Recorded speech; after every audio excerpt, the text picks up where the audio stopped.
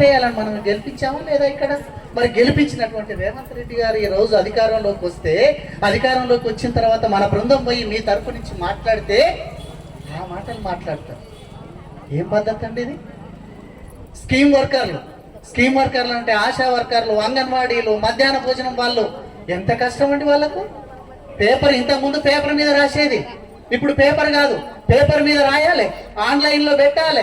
ఒకవేళ ఆన్లైన్లో వాళ్ళకు సిగ్నల్ రాకపోతే చచ్చిపోతున్నారు. రాత్రి 10 గంటలు 12 గంటలు ఒకటి వీళ్ళు చేసింది కాక వీళ్ళ భర్త చేపిస్తాడు, వీళ్ళ బిడ్డతోటి చేపిస్తాడు, వీళ్ళ కొడుకుతోటి చేపిస్తాడు.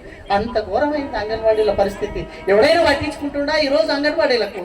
అంతకుముందు టీఆర్ఎస్ వాళ్ళు ఉన్నప్పుడు ఏఐటీసీ సిఐటీకి సంబంధించినటువంటి అంగన్వాడీ యూనియన్లను మొత్తం విచ్చలవిడిగా చేసేసి మీరు మా దగ్గరికి రాని మీకు ఎంత అంటే అంత జీతం వేస్తామని చెప్పేసి ఎంత 2-3 వేల రూపాయలు పెంచేసి ఈ రోజు నానా తంటాలు పట్టిస్తున్నారు అంగన్వాడీ టీచర్లను. ఎవడు పట్టించుకుంటుండండి అంగన్వాడీ టీచర్లను? గుడ్డు కావాలి, దానికి ఇంకేమో కావాలని ఇష్టం వచ్చినట్టుగా రాసుకొని వస్తారు. మరి ఇవన్నీ మనం పడుతున్నటువంటి వేతలు, మనం పడుతున్నటువంటి కష్టాలు కాదా?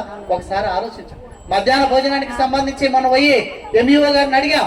మధ్యాహ్న భోజన కార్మికులను తీసుకుపోయి ఎంఈఓ గారిని అడిగాం, మీకు ఇన్ని జీతాలు పడ్డాయండి. మధ్యాహ్న భోజన కార్మికులు ఏం చెప్తున్నారు? మాకు పడలేదు, మేము మొర అంటుంటే ఈయన పడ్డాయి అని అంటుంటే మేము ఎవరిని చెప్పుకోవాలని అంటారు. వాళ్ళు పడ్డాయి